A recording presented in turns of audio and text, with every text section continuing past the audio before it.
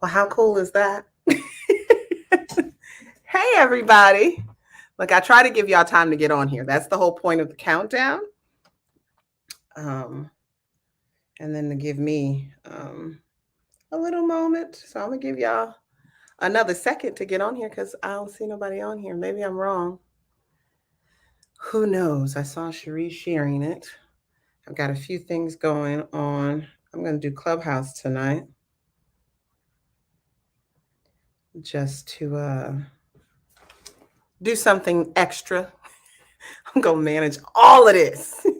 So let me go ahead and go live on Instagram. Give all of that goodness. Give all of that goodness tonight. So I am, hey, Instagram. Let's go ahead and do this right now. So I am on Instagram. I am on Facebook, LinkedIn, YouTube, and now on Clubhouse. So I'm super excited as I jump on Clubhouse because I'm just jumping on here and there. Got to have a consistent schedule, learning how to moderate these things. Hey, Chiquita, how are you? Great hanging out at the beach with you this weekend. So glad you came in from Atlanta.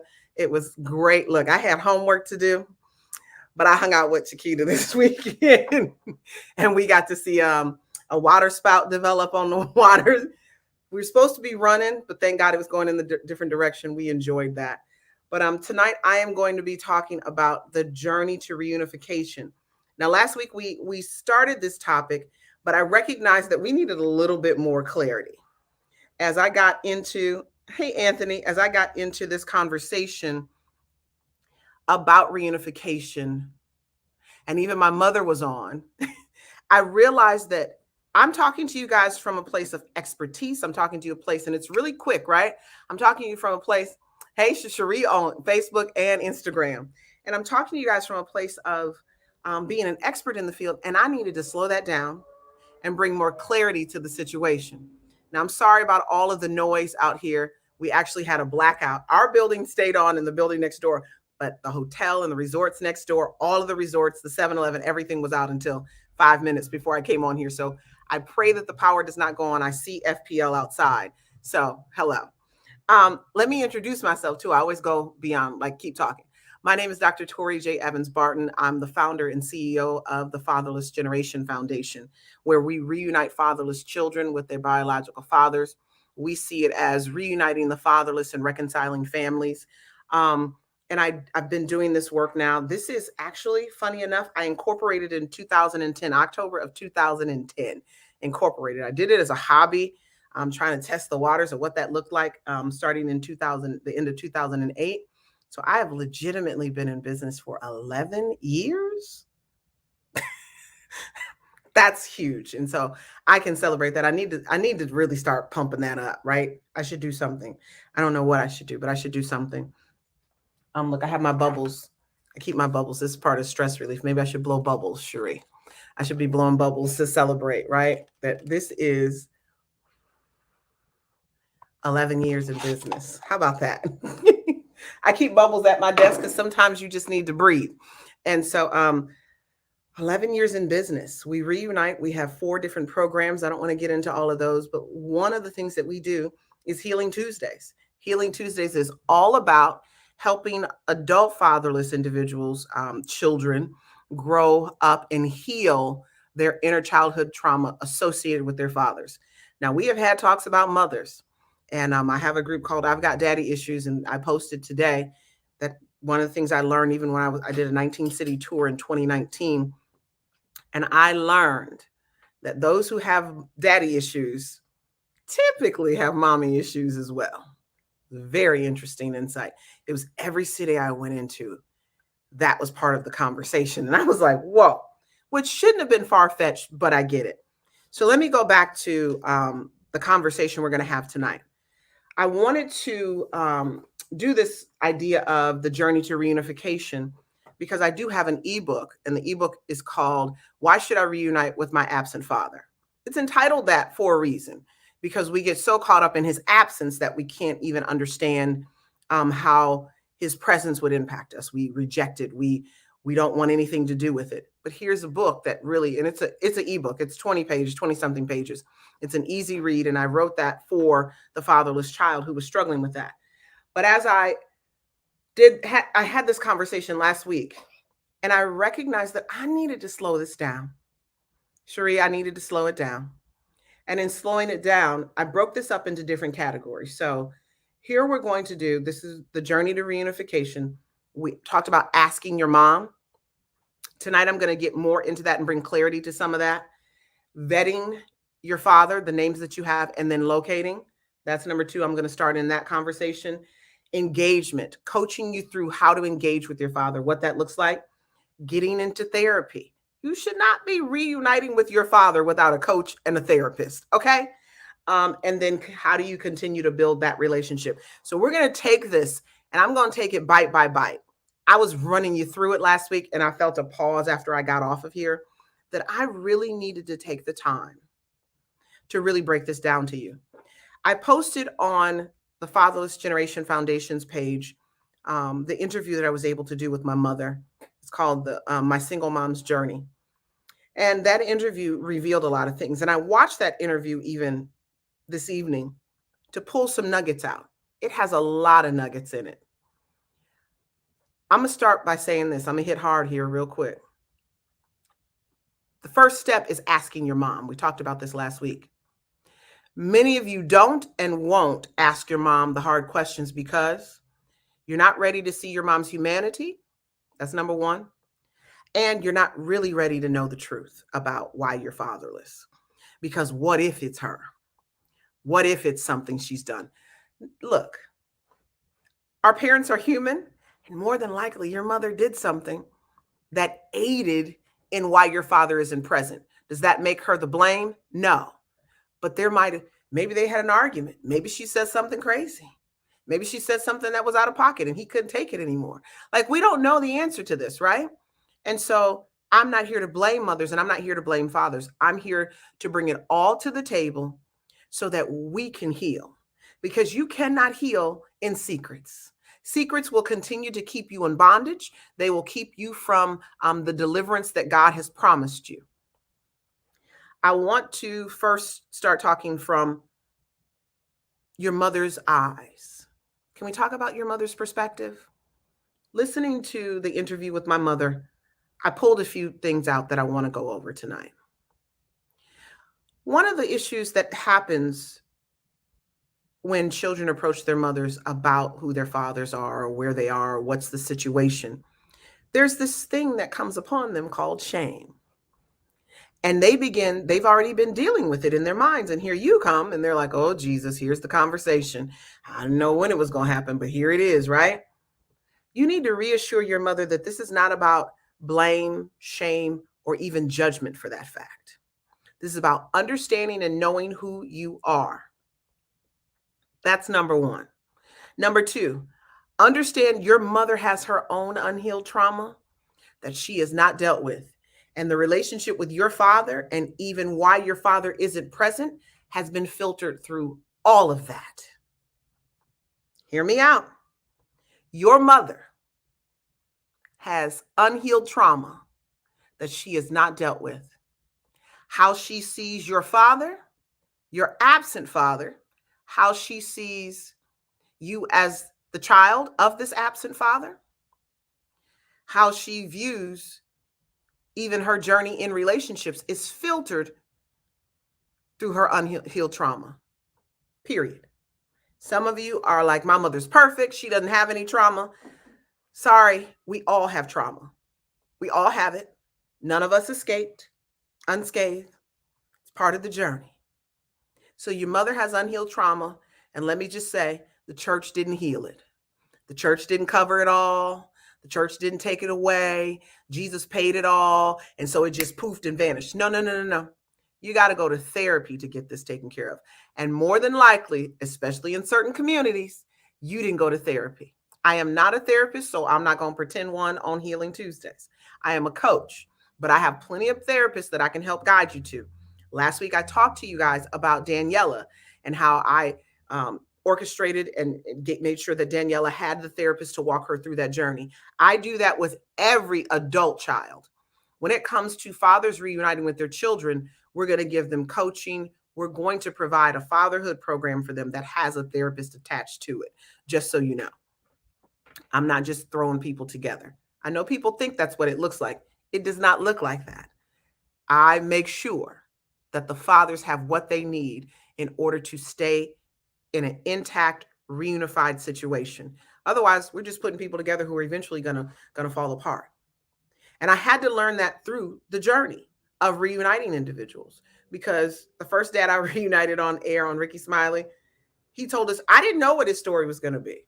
I had no idea he was going to say those things about that young lady. And she got very upset with me, but I had no idea. She okayed her daughter going. She okayed the interview.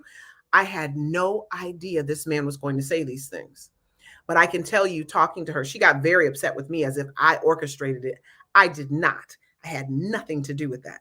I asked him questions before we got on the air, but when Ricky asked him certain questions, there became a different conversation that I was not in control over.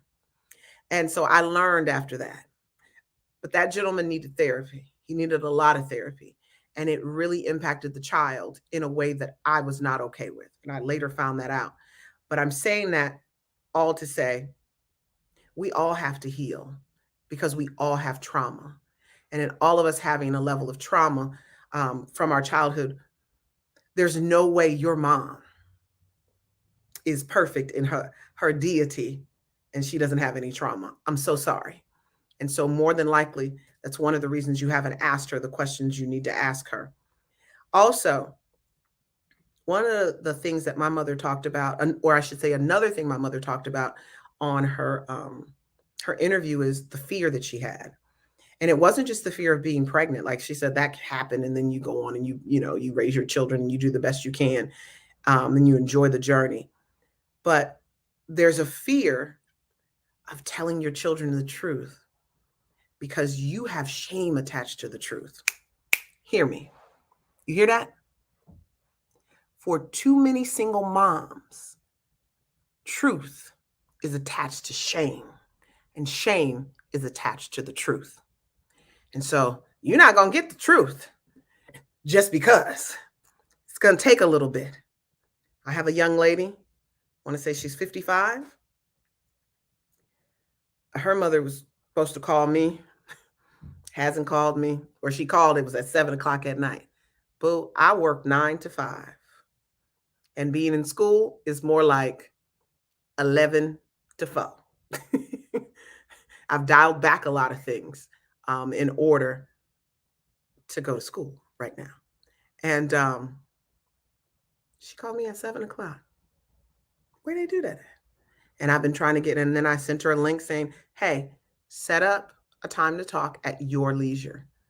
This mom is very nervous, very, very nervous about the shame associated with this. And so she doesn't want to get on the phone with me. But her 55-year-old daughter needs to know who her father is. And there have already been 6 names, I believe 5 or 6 names that have been vetted. Now we're trying to figure out who the other name, like who this person can be. That's a tough thing. I will tell you, my mother said something that I had to write down. She said, you get what you get when you sleep around. You get what you get when you sleep around. See, some of you are fatherless because of alienation and divorce and that kind of thing. But there are too many who are fatherless because folks hooking up. And you don't know the person you hooked up with. You don't know him like that. I don't know him, so I don't feel safe with him being my child's father. Like, how he gonna raise a kid? I don't know. But see, in that conversation itself is very flawed. It's very, very flawed because you slept with this person. You allowed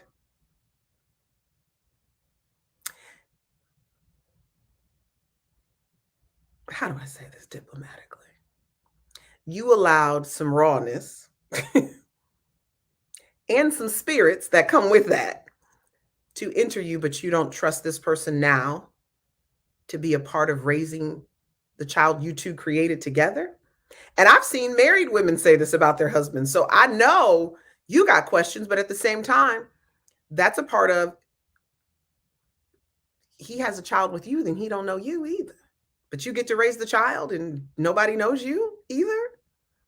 We have to find an honest route to co-parenting. We have to find a place, I want to call it a medium. We have to find an honest place where we can literally raise these children in peace and harmony and not put them in the midst of all the crossfire and the shrapnel because we made a choice, maybe a trauma response. My mother discusses how at one point my grandmother put us out. We were living with my grandmother and she put us out of the house, and my mother and I ended up living at a Holiday Inn. I thought it was a few months. My mother's saying it was a year. I don't believe it was a year, y'all. I do not. Not because I have because I have a better memory than she does. And yes, I was young. I was like 6 or so, but I remember those moments. I remember, and it was not that long. She tends to, yeah, her memory is not what what it used to be. And so at that point, my mother met my brother's father. And you're being put out of your mother's house. Your mother doesn't love you. You got all these issues. And guess what then happens? You become pregnant. And so in becoming pregnant, she's pregnant to my brother's, with my brother, and his father is a drug addict. He's on crack and maybe heroin, I think it was. Like, he had a whole situation. It is what it is. But I can tell you that was part of her trauma response to what my grandmother did. Some of you have children from trauma responses needing to feel loved because of some abuse or something traumatic happening to you. And you're finding yourself swinging to the other side and needing that, whatever that is, to make you feel wanted and loved and accepted and needed and validated and worthy. And in the midst of feeling worthy, needing to feel worthy, you lay down with people you don't know.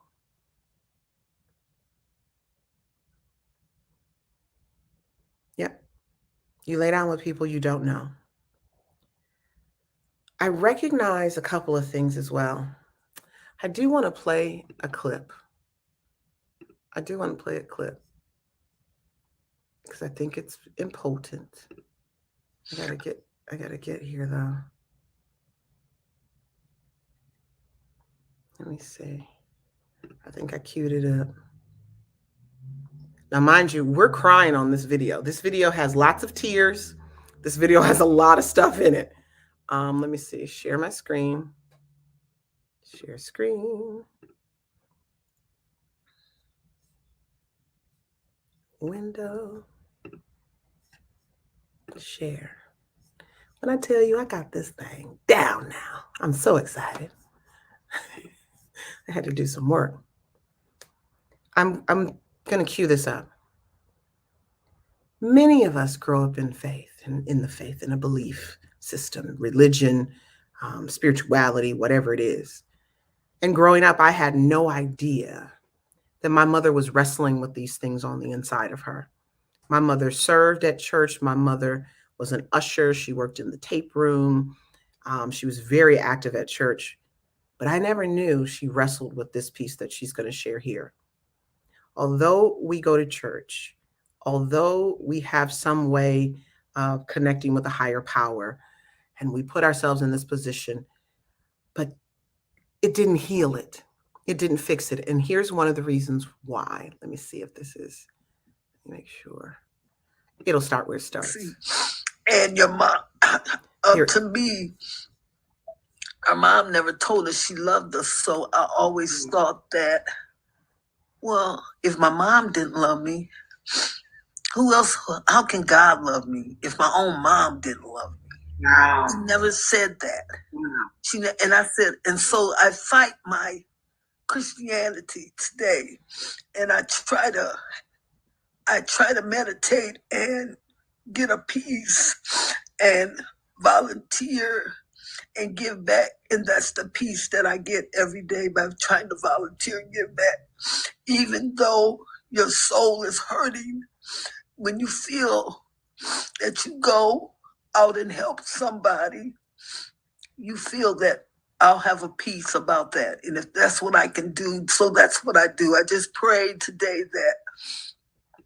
I'm going to stop it there. Right? How many of you felt that? And I know I don't have many people on here right now, and that's fine. But how many of you felt that?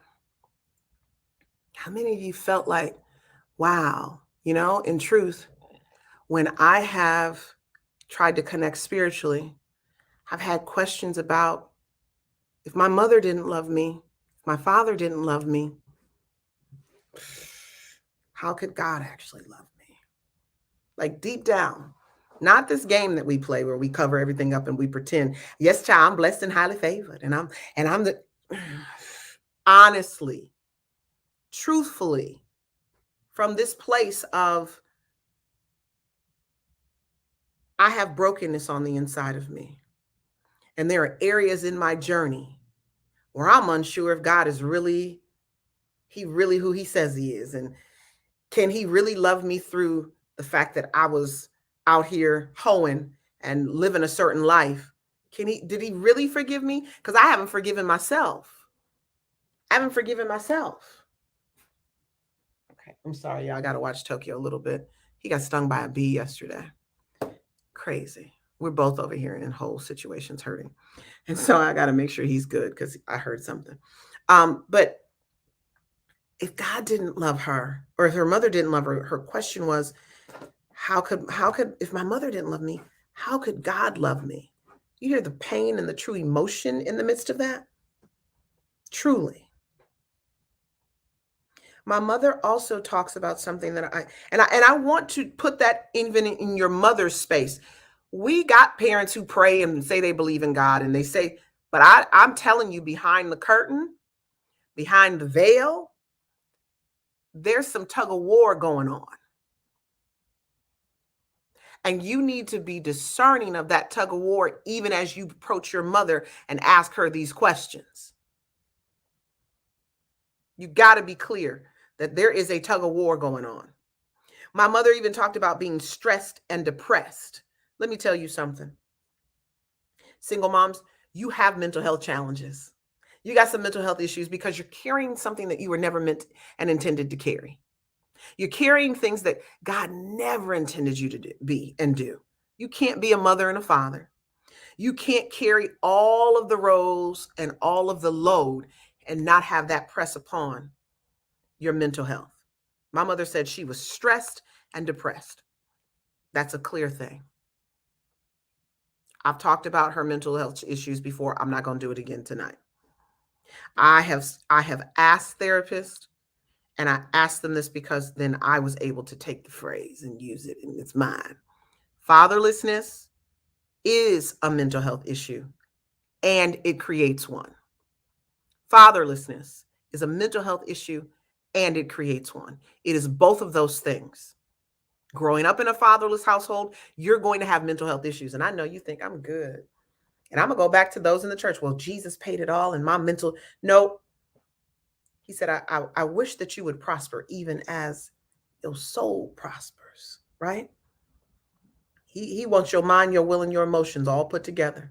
He said, be anxious for nothing, but in all things, right? Anxiety is a mental health issue. Those that are heavy laden. What is that? Depression.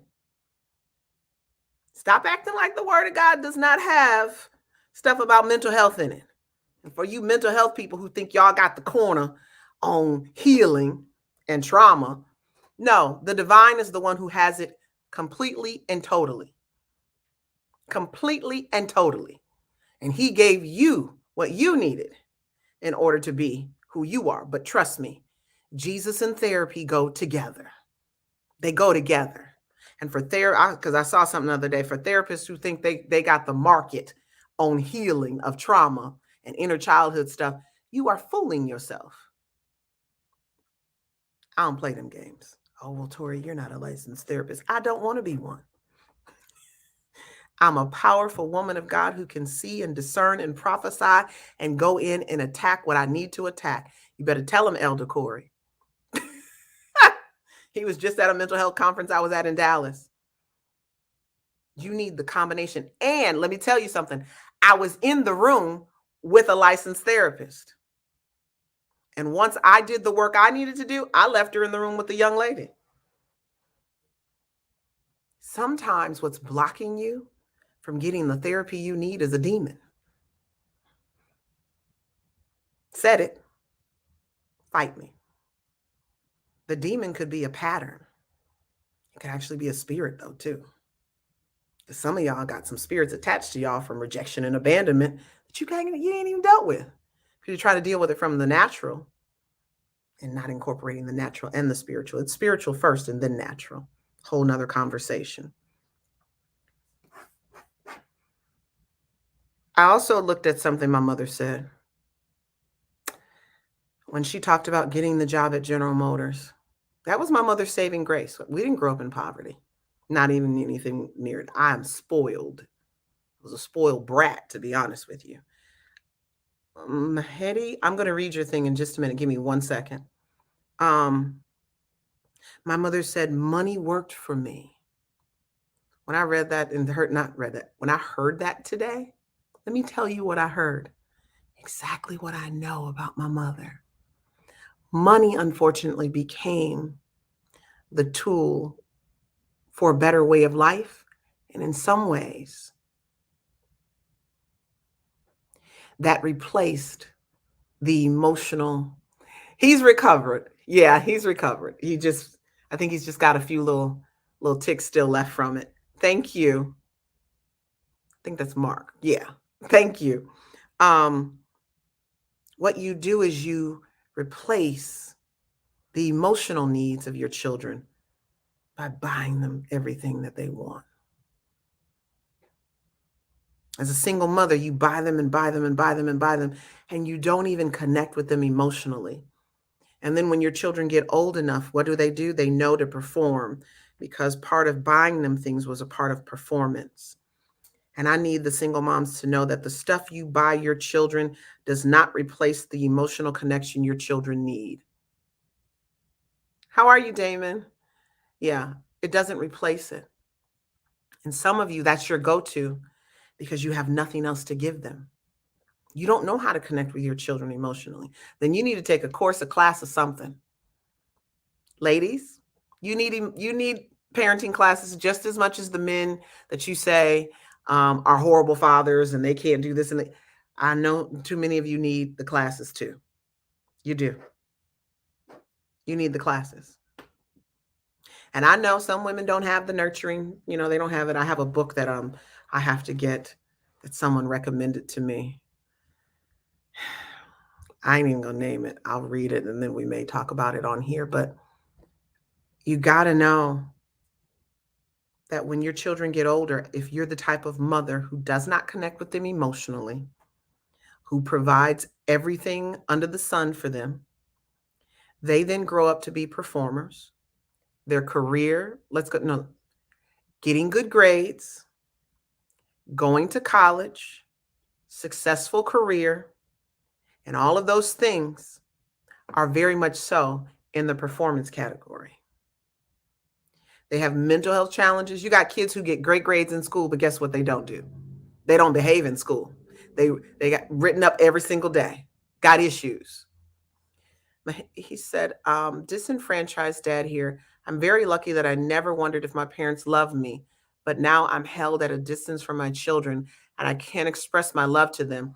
And I'm terrified that they'll have the feeling that I don't love them, and all the problems that follow. I'm learning to hate myself because someone else hates me more than she loves our children. Good God Almighty.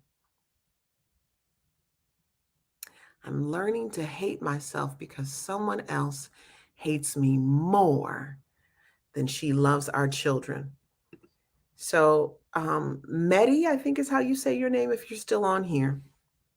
I want to address something. If I roll this back, I want to know what her situation was like with her parents. Was her father in her life? Okay, you're still on here. Was her father in her life? And if he was in her life, was he fully engaged in her life? Because one pattern that I've actually learned through those who alienate is they didn't have their father present and engaged and active in their journey. So they don't see any worth, any value in having a dad present. There's even been a study done where it says 40% of the women who are divorced or have breakups or whatever it is, they do not see a need or value for the man to be in the child's life after the breakup. 40% admitted that during a survey. How crazy is that? And so this man, because of how much she hates him, he's now taken on the projection and all that she's given to him. And now he's beginning to hate himself.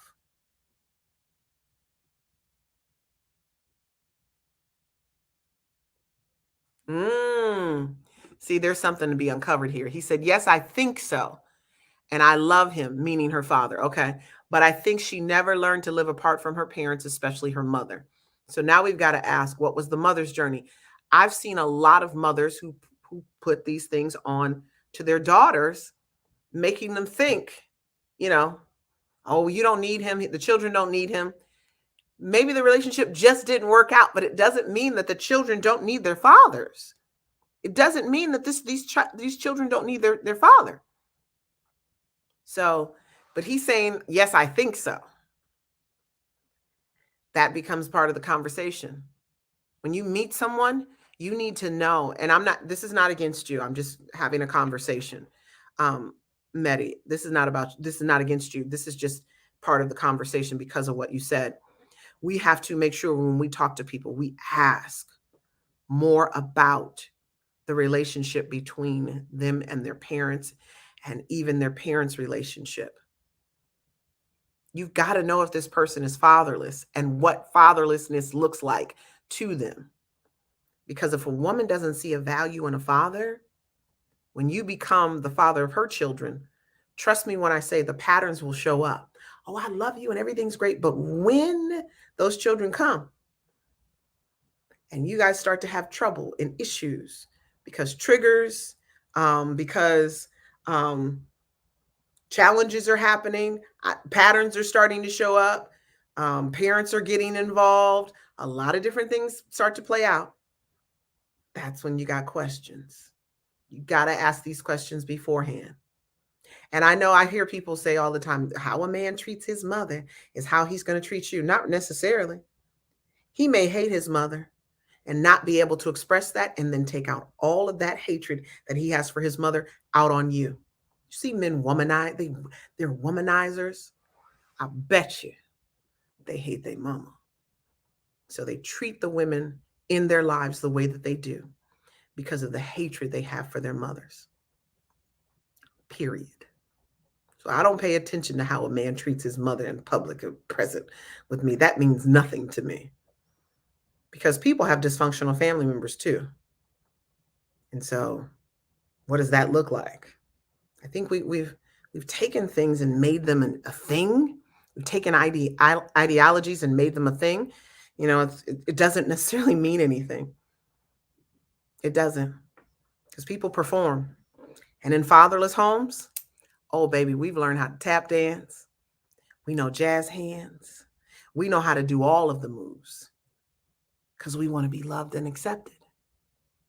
If we haven't done the healing, that's what we're going to do. So I'm done. I want to be done because I'm at the 35-minute mark.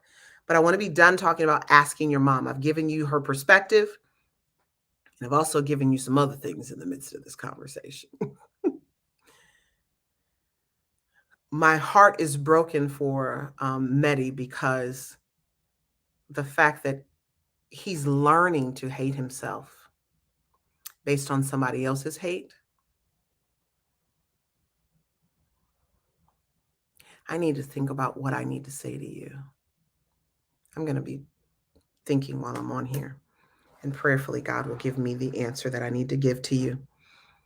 I want to go to number 2, and because we're doing 1 and 2 in the same, and then I'll go into engagement next week. Once you ask your mother the hard questions, we've talked about some of these questions, right? Or some of the perspective. The question you're wanting to ask your mother is, who's my father?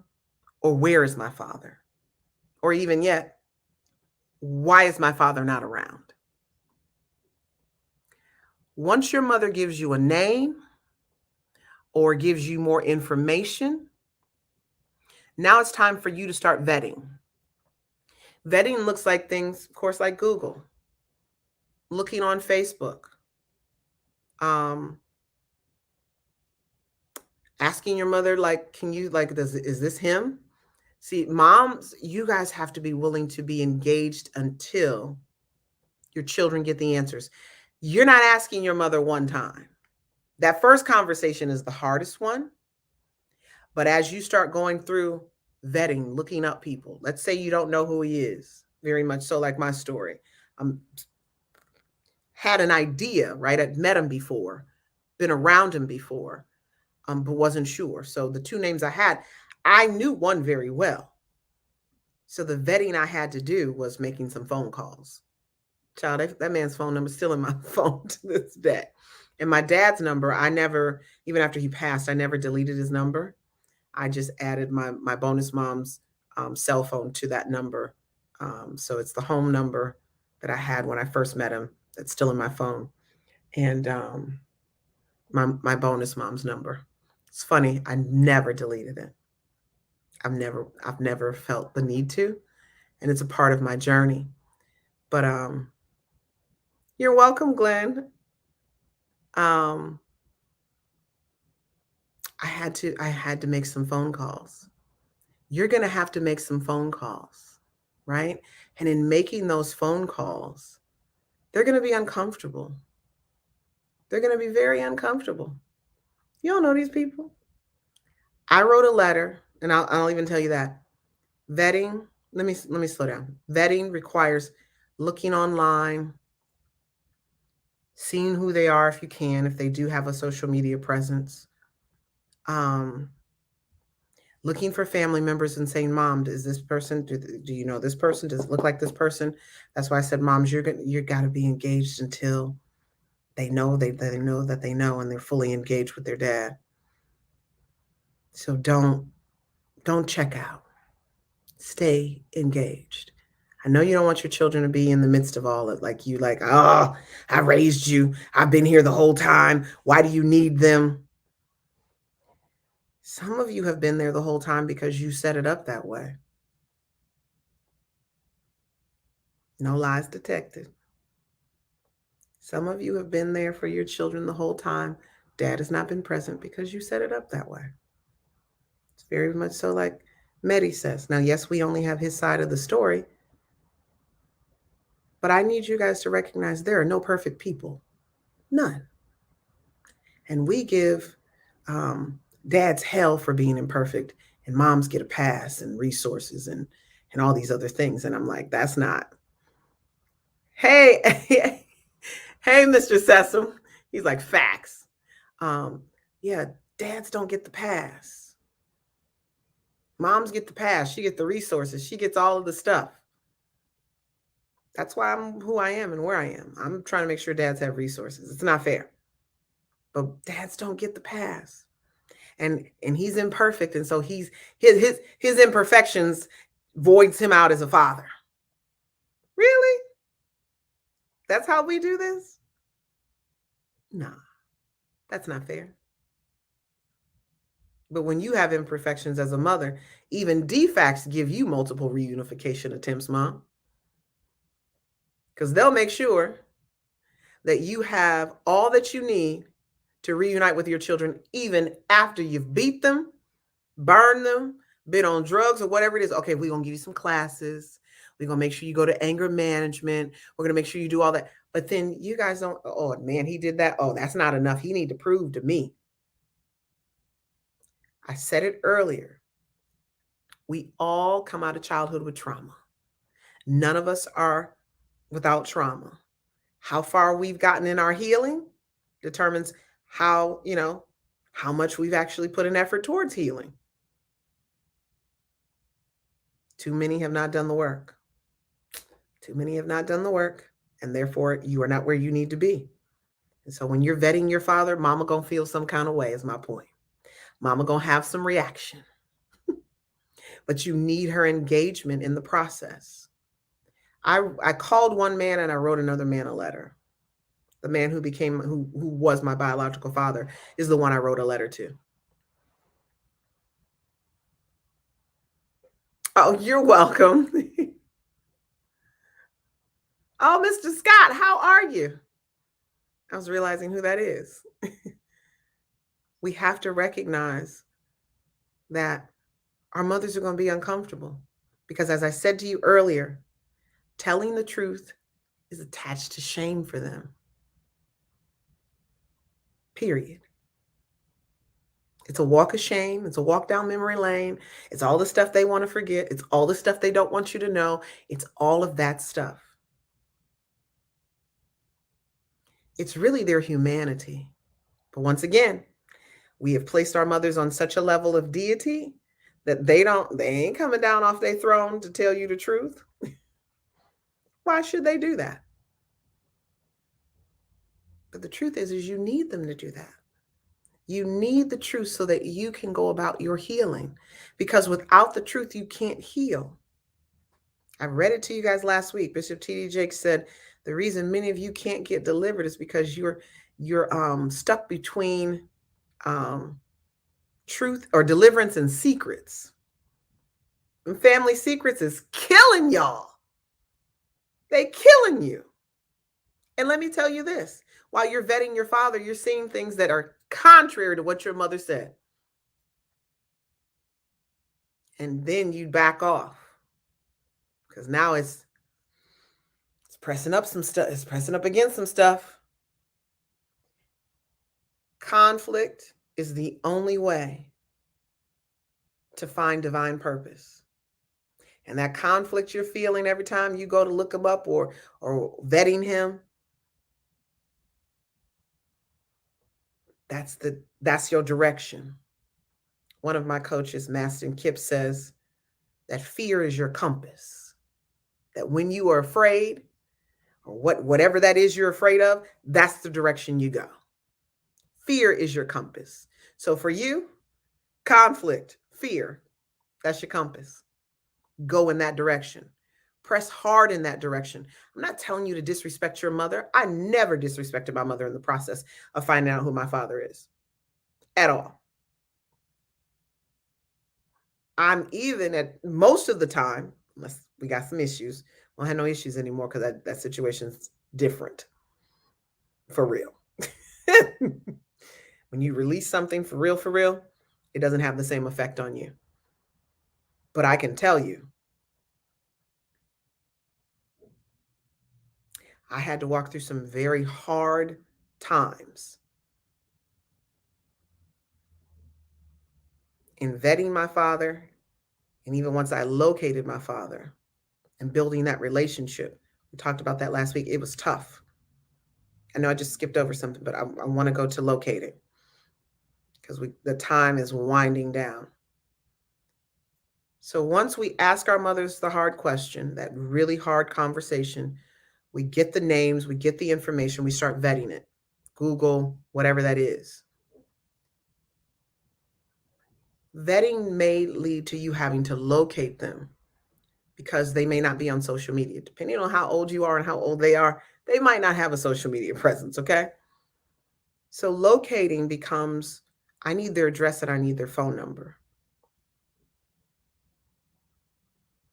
I have a private investigator that I work with.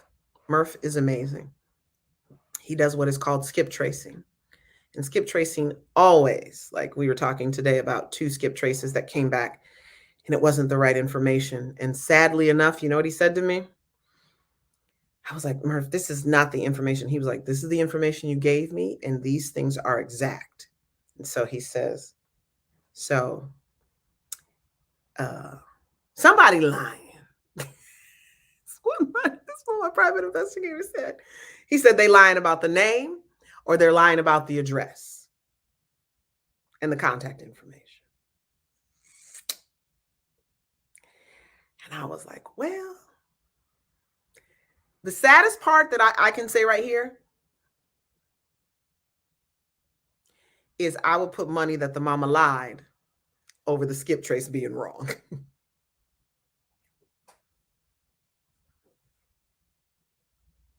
Period. It's just what it is. Because some of you mothers just don't even want your children, even after they ask you the hard questions, you don't even want them to know who the dad is. Like you play these games with them. I'm telling you, I had a lady give me 12 names. 12. Girl, all these men ain't possibly this child's father. Well, I think, I was pregnant on this time. I was like, girl, like this was not real. It was not, y'all, it was not real. It was not. And we went through the process. There's one name we're still working out. It's a very common name. And so I was talking to Murph about it today. Pulled up a gentleman who he was not the right color, so we knew it wasn't him. So it's like, okay, the name is common. So now I have to do a little more work on my end to find this person. And let me tell you, what skip tracing is. Skip tracing will use the last address or the last phone number to locate the person. Got to have their name. Fortunately, some folks got John Smith as names and Carl Jones, and these names do not work, y'all. Especially if you do not have an address. If you have an address or a phone number, it is 99.9% sure that we're going to find the right person, just so you know. And that's any private investigator, okay? So I'm not telling you you've got to come through me or go through my private investigator. But Murph is amazing. He's done half of my reunites. Murph has been the person who's located the address. And when we can't locate the address, something's in the wash, y'all. Somebody lying. And I hate to say it that way, but that's just the honest to God truth. And so locating a father means you're going to have a phone number, an address, probably an email address. Family members will be attached to that information. If they're alive or deceased, dates of birth are on there. Last 4 digits of social security numbers are on there. It's a lot of information on this sheet. Sometimes he just sends me the address, but other times he sends me the entire skip trace. And lately he's been sending me the entire thing. And there's a lot of information on these documents. So once you locate someone, you also have prospective family members attached. It could be grandparents, aunts and uncles, cousins. That information is there. Anyone who's attached to that address, and sometimes, folks grow up in a family home and that home is still the same address of the grandparents. So that's there. So a lot of individuals are attached to that address because more than likely when your mother knew them, either they lived in that home or they were moving from that home and the family still owns that home. That happens so often. So when some of you get stuck in the process, you've got to know that if your mother has some type of address or she remembers like the hometown or the situation or whatever, and you guys can go by there, right? Like let's go and let's drive by and let's get the address. Let's figure this out. That family home is typically how we find a lot of people. Grandparents are still alive, still live in the house, or the house is still in the family. That's some good locating right there. And once you do that, you can either write a letter there or there's an address for the person you're looking for. Sometimes there's, let's say, very rarely, but it does happen, where there is not an address for the father. It's still only attached to that family address. I've sent letters because when I'm hired to do this work, I send letters to that house. And we get a response. Tokyo, what are you licking? Leave it alone. I think the bee sting, like it's on his paw. I got the stinger out with baking soda paste. Google is amazing. It was baking soda paste that pulled it out. But it's still agitating him. It's irritating him. But I can tell you that is really a lot of like that's the easy work. That's the easy work. Next week I want to talk to you about engaging and how you engage with your father and incorporate. I'll probably do those two together and incorporating coaching and therapy in order to do that. Because too often I watch people literally just reunite with a father, bring them into their lives with their children and their husband and this and that. And that thing is horrible. Like Offset reunites with his father, one of the Migos. We were all like, woohoo, cheering it on. And he gets on Breakfast Club this year and he was like, yeah, that ain't really going the way that I thought it was. Well, part of it is the dude comes into your life and you just hand him 70 grand in cash. You want to see a hard reunite? And I said this last week. You want to see the proper way to reunite with a father? Go watch my homeboy Chay's Rhyme Fest. Go watch In My Father's House. It's on YouTube. It's on Prime. You got to pay for it, but it's worth the watch. Go watch it. You don't engage these people. You don't know. This is a stranger. You don't know these people. Okay, you knew them until you were about 5 or 11 or whatever. You don't know these people. So you don't automatically bring them into your space, into your home with your children and your husband. You need to spend time getting to know them and then bring them into an equation. And you definitely don't dump cash into their lap. Where we do that at? You build a relationship. Just because they're a parent doesn't mean that that's what you're supposed to do. Now, I am all for, if you have the money, then get them a spot. Put them up in a place. Provide what you need to provide for them. But just handing them, like the cash was like, wow.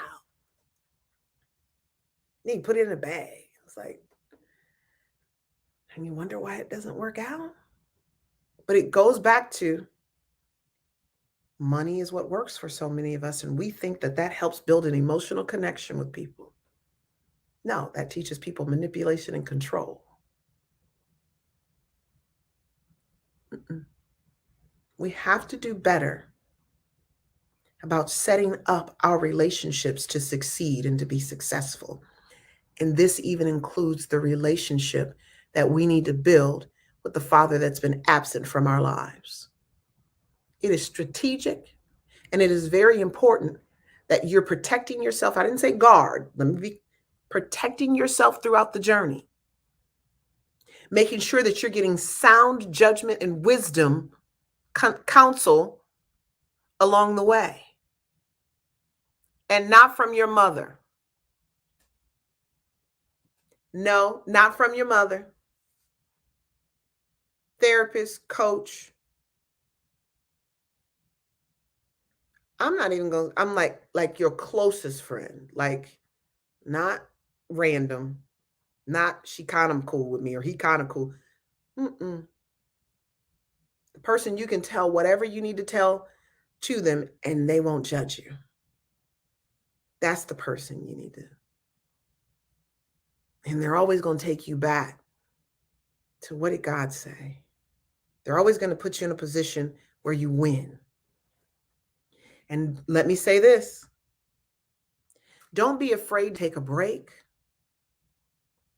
from the process of reuniting, even after you started the process. Don't be afraid to take a break. It's exhausting.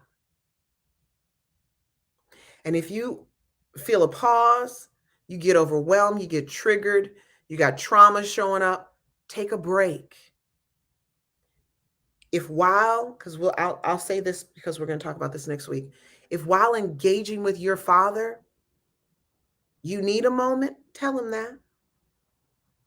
Say, Dad, you know what? It's taking a toll on me. This is too much. I need a moment. I need a break. He may feel rejected. He may feel like, is this going to work? What are we doing? Always reassure your parents, but you need a moment. Because the reunification is for you. I'll say it again. The reunification is for you. You've been searching for your identity your entire life. And now you have an opportunity to access it. Not only access it, but walk fully in who you are and who you were designed and created to be. Yep. And reuniting with your father is exactly what creates that. Don't reunite with your father. Well, I just need some medical information. No. You need some medical, some spiritual, some mental health stuff. You need some development. You need some spirit, like spiritual, like you need a lot of things. I just need to know if cancer run in the family or diabetes. No, that's part of it. There is so much more to reuniting with your father than you even know. And with dads being on here and sharing, Medi's sharing the fact that he desires to be in his children's lives. But see, even that hatred that he has, it's taken him some places mentally. And so, Medi, one of the things I'm going to say to you, and hopefully if you're on here or you tune back in, I really want you to seek out some coaching and some therapy. Some of these groups on alienation and talking about the rights of fathers and so on and so forth, they're just a group where you get to be with other men who hate their exes. They're not there to help you. They're not there to assist you, really. It's a place to vent, per se. And that's cool only for so long. The more you start reading the hatred that other people have for their exes and their spouses and this and that and so on and so forth, you've got to get the help you need mentally to get you over this hurdle. Because there's no way that this should start to, because it's going to encroach upon how you feel about yourself, how you view yourself, but there's no way that that's the right path. He said, thank you for making it okay by sharing some of your story and for the opportunity to do some of the work. Professionals invite scrutiny. Yeah, but when you have the right professional, and I get this, that there's not many who operate in fatherlessness and parental alienation. There are not many therapists who have an expertise. They do inner childhood work, but they don't know how to do this work. And I do know that to be true. But I don't want you to see every professional as someone who's going to scrutinize you. I'm going to be praying that you find a professional, Medi, who will have the solution that you need, especially concerning this self-hatred that you're starting to learn and develop because your ex hates you more than she loves your children. Like, that line is crazy. That line is insane. That's a tough place to be in. And no one should have to be in that place. And I thank you for saying that, me sharing my story makes it easy for others to share theirs. That is who I am. I heard something recently. I know people who they feel like their life is private and they want to keep it private. And I understand that, but that's not what God intended. So I heard someone say this line: your life is personal, but it's not private. The scripture says that we are overcome by the words of our testimony. So if you want everything God has for you, privacy is not the option. You determine what you're going to share most times. Sometimes I'm flowing and it just comes out. But your life is personal, it's not private. You're a living epistle. And many need to share their story from a healed place. I don't share from a broken place. I share from a healed place, and that's why it gives people space and opportunity to share as well. When you're sharing from a broken place, you can tell. It's all this anger and stuff. Your life is personal. It's not private. God said you're a living epistle. That means that he actually gets to take, my Bible is over there, I don't want to, but you're a living epistle. And he gets to turn to whatever page he wants to turn to and read it for the helping and salvation of other people, helping others get delivered, helping others overcome. That's what it is. And anytime you're trying to control all of that, that means there's trauma and secrets. Nobody wants nobody to know. Nobody can tell those secrets. Because if you tell those secrets, we're going to be in trouble. No, you're going to be set free and delivered. Fatherlessness And how we got here is one of like the greatest locked vaults I've ever experienced in my life. It is insanity. Literally, insanity. I mean, a strong person invites scrutiny. I'm not afraid of it. Okay, I have someone I see twice a month. Boom. Thank you. And I hope they know that this self-hatred is starting to trickle in. And prayerfully, they can help you attack that. So I'm glad to hear that. I am at my 10, I'm at 10:01. Yeah. And I got other work that I need to do. This is my last week of this class. Woo! I got other work I need to do and homework. So I'm going to get off of here. But I thank you guys for giving me the opportunity to share with you and to be who I am with you. Talking about asking your mom, vetting and locating. Those of you who are watching in the replay, I was supposed to say this earlier, but you'll put replay in the box after you watched it, after you hear me say this, and recognize that it's time for you to ask your mother all of the right questions so that you can see her humanity and that you can know your truth, because it's not just hearing the truth that sets you free, it's knowing the truth that sets you free. Many of you don't know the truth, and so you're locked in bondage. All right? Keep me in your prayers. I am having a lot of pain. Some of you who've been on here for a while, you know that I have an issue that I was supposed to have surgery on, and they've now pushed it out all the way to January 7th. My doctor is an amazing doctor, and she's booked and busy. So they've pushed it out to January 7th. And I'm in a lot of pain, and I don't want to be bedridden again. So pray for me, please, because it is definitely, I've taken 800 milligram Motrin today, still in pain. So pray for me, and I'll continue to pray for you, and we'll go from there. But you guys have an amazing night. I'll see you next Tuesday. On a few of my other pages, I have some more lives coming up this week. I've got daddy issues. I want to say, let me see. That's Thursday. We're going to talk about the types of fathers that cause daddy issues. And tomorrow on Dr. Torri J's page at 10 a.m., we're going to talk about the mixed messages towards fatherhood.